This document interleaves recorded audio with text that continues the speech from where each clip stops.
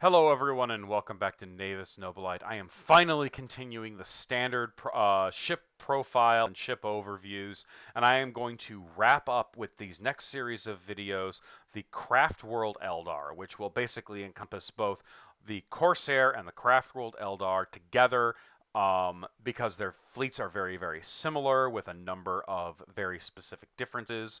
So today we're going to talk about the Eldar Shadowhunter. Now, the Craft World Eldar fleet functions in one very important different way than the Corsairs. Namely, the Corsairs focused all of their firepower and all of their strength into their escort craft. The smaller the ship was, the more punch it had per point.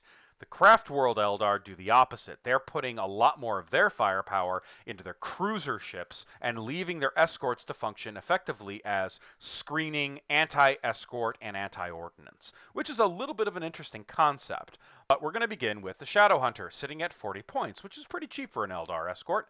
So, what do we get? We have an Escort 1. The speed profile is 15, 20, 30, so facing the sun, away from the sun, a beam from the sun.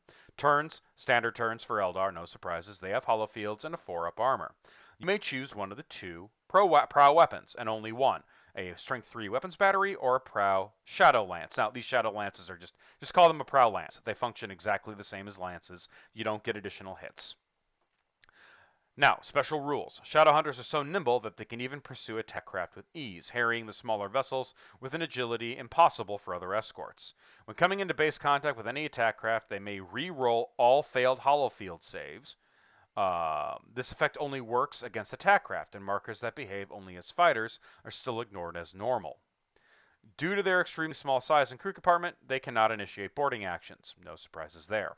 A ship successfully boards a Shadowhunter gets a +1 modifier because there's basically nobody on the ship, and all hit and run attacks against Shadowhunters add +1 to their roll if you get through the holofields. You can only, again, pick one of these. So, in effect, what the purpose of these suckers is to do is have a acceptable firepower. Strength 3 is nothing to sneeze at. A Strength 1 standard lance is, again, nothing to sneeze at. But they're really good for sending into waves of ordnance and basically cleaning house. Just cleaning up the problem, removing all of the dross so none of it gets through and irritates your larger ships, especially if something has lost its holofields. Overall, the Shadowhunter is a bread and butter, very basic, very simple escort that is used to further support and further shore up their larger ships, because their larger ships, as you're going to find, do not have the flexibility or specifically the maneuverability that the Corsair ships enjoy.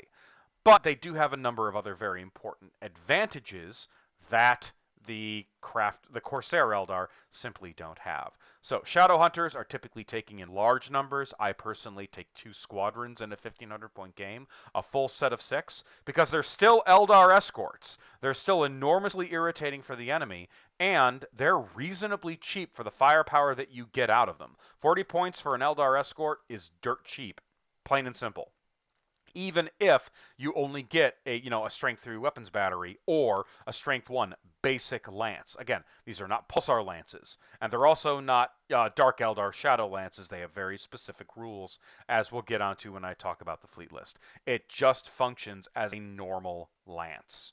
Okay, now that's all for this video. Thank you all so much for watching. I'll see you all again in the next video.